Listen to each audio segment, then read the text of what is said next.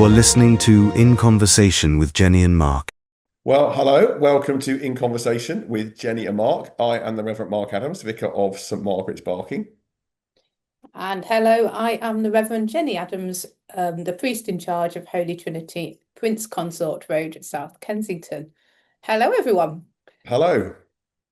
Welcome. And we are going to go straight in because this week is Remembrance Sunday.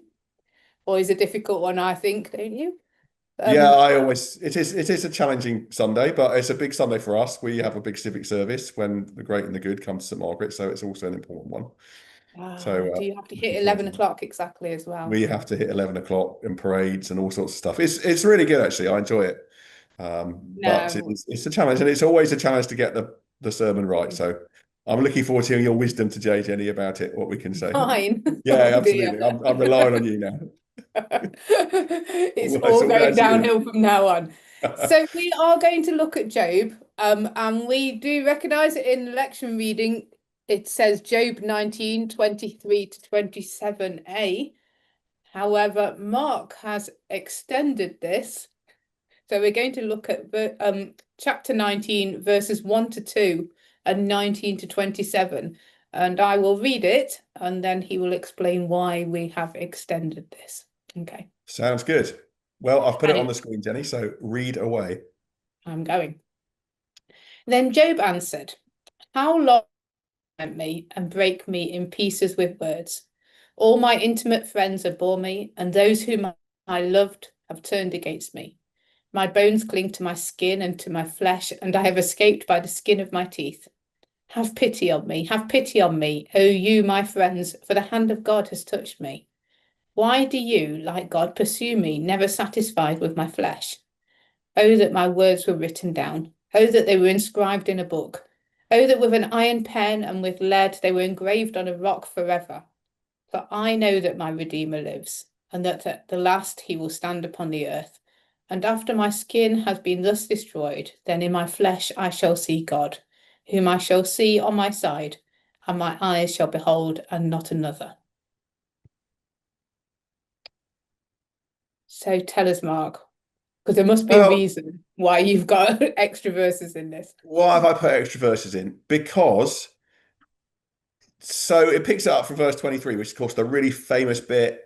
If you're anything like me and know the Handel's Messiah, you know that's the bit which I'm not going to try and sing, but is amazing. After the Hallelujah chorus, I know that my Redeemer lives, been made really famous by that. And of course, it's a lovely and beautiful passage that holds out the hope of resurrection and new life, and in many ways is a foreshadowing of the resurrection in the Old Testament. And we could probably talk a bit more about that. But so we want that for Remembrance Sunday, which I'm assuming is why it's been chosen by the lectionary compilers. But it doesn't seem to me to do justice to the horrors of Remembrance Sunday. It's all going to be fine. Don't worry about all this war stuff. It's all going to be okay in the end. But yes, you've got to get to the end, and you've got to. And actually, those verses before, actually, in one sense, also speak about suffering and about Job's suffering. And actually, in a way that is obviously Job's all poetry, really, but is quite poetic, and poems and stuff are important within war poetry and stuff, aren't they? So that seems to speak into that. So you don't just jump into it's all lovely, we're all going to be fine. No, it's pretty difficult. It's okay if you're dead, because there's a whole world that's coming. Yes. Yeah. And can put that within the context of Job's bigger story, but that's why I wanted to extend it. Yeah, fair dues. That seems a good reason. You're absolutely right. I think it is a bit all is okay without actually facing the horrors of war and the horrors of suffering today. I mean, it's all going on. It's not something of the past that we can now think, oh, it's all done, is it? So, and I definitely don't think I'm pulling that out of context, because I'm not. That is the context.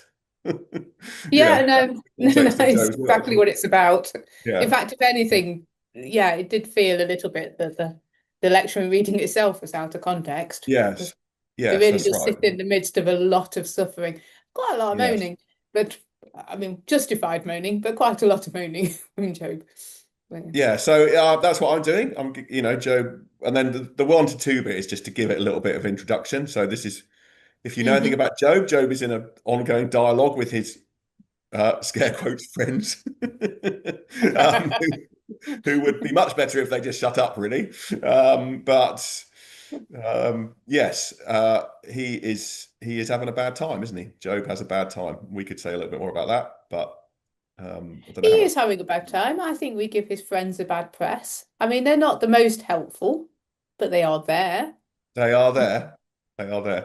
They are there. For And those they're of just just trying to make sense of it, aren't they? And what they Yeah, I mean, a already bit of an intro to Job, isn't it? Job's a set-up story, really. It has this bit at the beginning in the heavenly court, where basically Job is declared to be innocent, but he suffers, and therefore the question behind it is, why do innocent people suffer? Seems to be my nutshell setup of the story of Job. And his friends come along. For the first week, they sit in silence, and then they open their mouths, and the trouble starts. So I try to think about Job. It'd be much better if they just shut up. It is a great story. It's worth Yeah. reading from But I beginning. think there's some really interesting things in this first part of this, which, Okay. when you read some of the horrific stories of the First World War, Second World War, wars today, you know, Uh-huh. why do all my intimate friends have bore me? Those whom I loved had turned against me. You know, Yes. um, my bones cling to my skin and to my flesh, and I've escaped by the skin of my teeth. Um, Actually, we could just start with that because actually yeah, that's relevant with what's going on today, really, isn't it? yes. The wars we know, people have had friends that have suddenly turned against them. We're looking at Ukraine and Russia. We're looking at Holy Land. There are people where there were friendships across the borders that now are, so to And speak. even if you think about the wars that we have fought, Mm. that I mean, the First World War is famously called, isn't it, a family quarrel that got out of hand, because all the royalty of that time were all related. I mean, actually, of course, our royal family had to change their name because their name was Germanic, and then suddenly we're at war Yes. because basically, yeah, then that's when they changed their name to Windsor, which they are now. So, there's a real lot of yeah, it is basically, we turn Well, against each other as within the human family, don't we? I mean, yeah, so I'm going to say even not within war countries, war-torn countries. So there were a lot of students in my parish, and at Freshers Week I spoke to someone who was in their second year, Russian, and she said like really quite awkward. She just went, Russia, I'm from Russia, sorry about that. But like, yeah, she'd had a really difficult time. There's a lot of protests and things like that on behalf of Ukraine, but she's a Russian student sitting amongst that. It's quite difficult to know that your country are at war and the implications it has as well further down the line. And then I think Um, verse 22 is a really interesting one as well. Why do you like God pursue me? This is talking to his friends, I guess. Why do you like God pursue me, never satisfied with my flesh? And I think there's some really interesting things in that verse because, again, picking up this idea, I suppose, of, Mm. it's we turn against each other. yeah, The God, in a sense, is pursuing Job. That's very much Job's view, isn't it? And that nothing is outside God's sovereignty. And this idea, again, thinking about remembrance, never satisfied with my flesh. There is a sense in which war, as a thing, is never satisfied, is it? You can, there's never enough, no, and even when they talk about the war in Ukraine, they talk about the meat grinder, which is just a horrible, horrible yeah. image. But you know, Mhm. that there is a sense in which it seems to war as a kind of thing seems to be ever consuming and ever, you know, Yes. eating people and destroying people.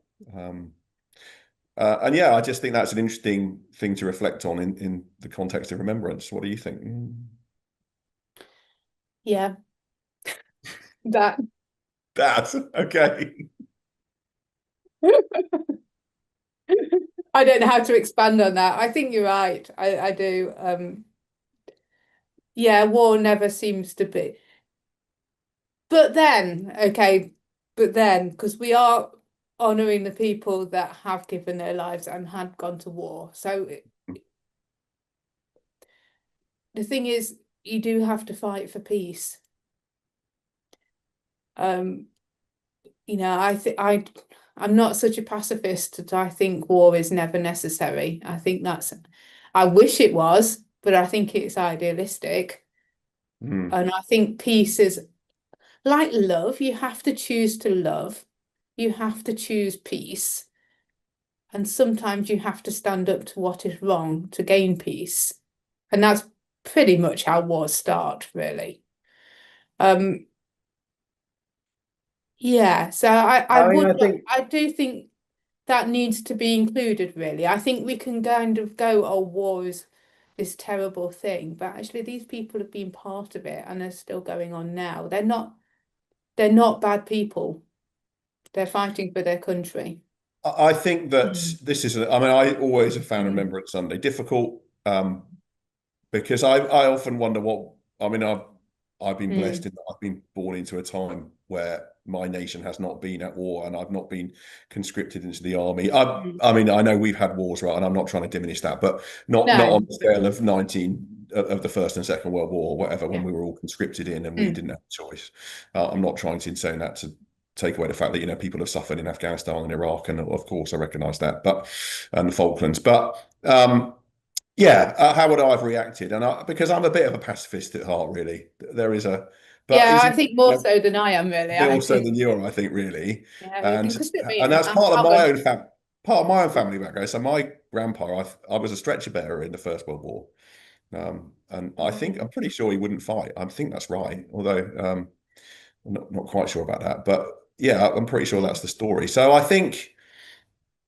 I think it's interesting for me. I feel conflicted about it, but that, when does, I mean, that's why, of course, Christianity developed the idea of the just war, isn't it? Which, still seems to be. Yeah, which is not always successful, is it? But through this passage, I think we Mm. can face the horrors of that and why, you know, it is just, it's not what God wills for us, is it? Although Job still holds God to account, of course, within this, even with this passage. Why do you like God pursue me? It's like, what are Yes. you, how do you picture that? Well, I mean, he is cross with God. I think that's okay. I think that's okay. Um, it's interesting. So he does blame God. I think I've always assumed that Job was always kind of very true and faithful and God wouldn't do this. But actually, the more I've read it, the more I've realized that he does blame God. Um, Very much so, like we do. In the same way as his friends do. Um, yeah. Well, of course, I mean, to not getting the whole thing about Job, isn't it, is that his friends are basically saying you're suffering because you've sinned, and we know from the beginning of the story that Job hasn't sinned and he's still suffering, um, in a particular way, I guess. Um, but yeah, Yeah, so so he still holds God why are to they meant to suffer? Mhm. Yeah, go on. yeah. God doesn't get let off the hook in Job. God No. is still responsible for what's going on, and in a sense, but there is a And I sense in think, which God's big enough to handle it. oh yeah, well, I remember the end. I mean, my paraphrase is the end is God really says to Job, "You come and have a go if you think you're hard enough." Really, Yeah, suck it this is up, my mate. kind I of made this is it. my very quick paraphrasing of the Book of Job. There's more I to don't the. think it's even that. It's like, I've made all this. I can do what I like. You suck it up. So yes, it's not the But most satisfactory ending, I don't think. I mean, but we should neither should we. You've got to get through. We can get to verse 23 to 27, can't we? And these extraordinary words of, you know, in the middle of this, Job seems to have this extraordinary vision of God being with him, and will be with him. I know that my Redeemer lives, and in the last he will stand upon the earth. And after my skin has thus been destroyed, then in my flesh I shall see God. I mean, Yeah. that is, of course, an absolute contradiction, because he's just said his skin will be destroyed, and in his flesh he will see God. So that's why I guess we take this as a prefiguring of the resurrection, isn't it? That there will be a renewal, that this is not the end, that there will be a physical resurrection. This is all part of my understanding, the prefiguring of that as No, you're Christians right. read It it. does come in the midst of lots of other stuff. But that does happen as well in life nowadays, doesn't it? So when we talk to people about how when they felt that God wasn't there or when they felt that God was close, often there is this kind of revelation in the midst of something terrible happening. So these, I don't know if I've said it before, these are questions that I use in baptism prep sessions to parents who are considering baptism for their children. I've got a series of questions just to make us think about who God is, what God looks like, that Which sort I of thing. borrowed anyway, to be fair, and I nicked off you Yeah, anyway. you do use them as well, yes. But there are two. One is when have you felt close to God? And the other is when have you felt that God wasn't there or didn't care?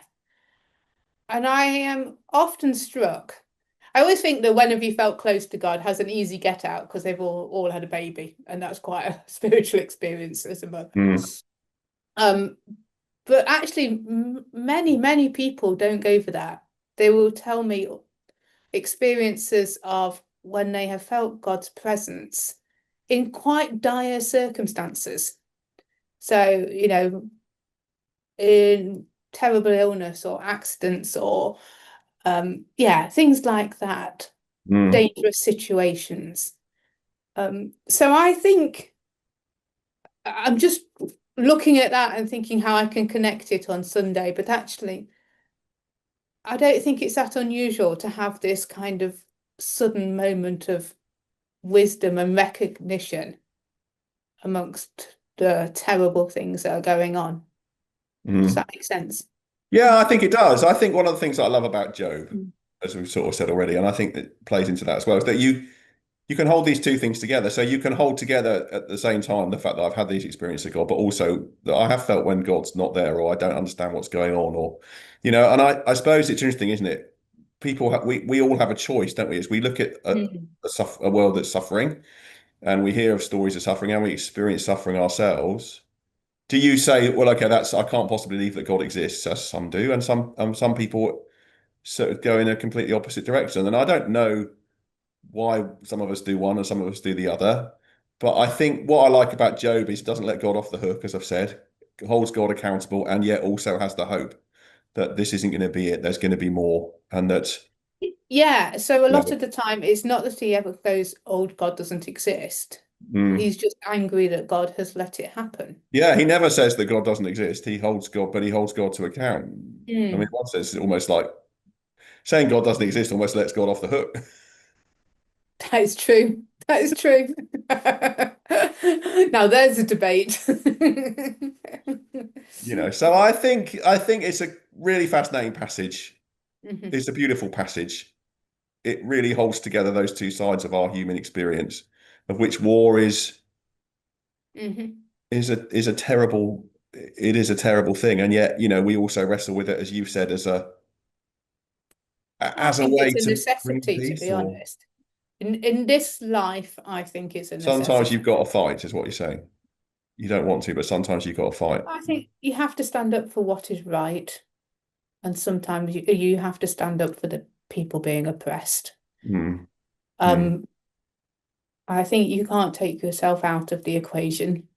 And I suppose that's where, if you Because want to get then, into the history and theology of it, that's where you have to ask what Christianity has tried to do anyway, at least to say what is a just war, isn't it? Just try to put some limits around that, because not every war is just, and not every. yeah, and I'm not suggesting that we have always got it right, but Mm, I think it's on a bigger scale of what I think we should be doing as Christians anyway, which is being mm, the voice for the oppressed and mm, standing up for injustice. mm. Um, it's just a massive scale of that. And I'm not suggesting for 1 minute that we've always got that right as Yeah, humans. Um, yeah. but I think it's idealistic to think it will never happen, So I except think what I'm on the going to take surface. from this is, yes, that it's complicated, that war is messy, as you say. Sometimes we have to make difficult choices, and that this passage actually really does hold together the Mm, horror of suffering, and which you yeah, can put within the context of war, but also the hope that God is going to turn all this right in the end. And that amazing picture, which of course, and as Christians, we hold that, within the resurrection of Christ, don't we, as the sort of foreshadowing of all of that. It's what we're waiting for. The second coming and the resurrection. Yeah. Okay, so how would you sum it up? Because I'm not sure that I know how to do that. So sum up the thing. How would you kind of sum it up for Sunday? I think what I want people to take in what will really be more of a homily than a sermon, with a lot of different people there, different faiths and different backgrounds, but they've come to honor those who have died in war, and I need to honor that as the preacher. I want to bring this within the overall picture of God as I read about God in Scripture, and I think Job is an important part of that, because Job embraces suffering without letting God off the hook or minimizing it or diminishing it, but also within that holds out hope. And I want to say something about that. And I don't quite know how it's going to come out. If you have to come along to St. Margaret's on Sunday morning to see. But I think that's, I want people to see their experience within this passage. And I want to hold out within that experience that God is the God of hope, and that, this is going to come right in the end. And that's what we believe. Okie dokie. Thank you. That's what I'm going to do too. That's what you're going to do too. Ditto.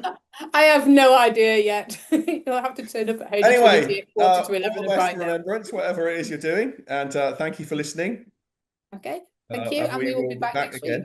We will be back next week as we continue through Sundays before Advent. Take care, all. Thank you so much. Bye-bye. Bye. Thank you for listening to In Conversation with Jennie and Mark. Please subscribe for more episodes on all the usual podcast platforms.